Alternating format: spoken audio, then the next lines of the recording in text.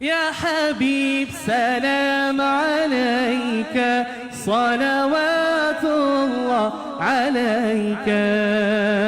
সম্মানিত উপস্থিতি, দিকে দিকে বিভীষিকা মুমূর্ষ মানবতা, বিধ্বস্ত পৃথিবী, বিপর্যস্ত সমাজ, চারিদিকে হাহাকার, মাঠ ঘাট চৌচির, খোদায় তৃষ্ণায় কতর্গত জীব জানোয়ার, অত্যাচার, নির্যাতন, নিষ্পেষণ, লাঞ্ছনায়, বঞ্চনায় ক্ষত বিক্ষত ক্ষত সৃষ্টির সেরা বনি আদম।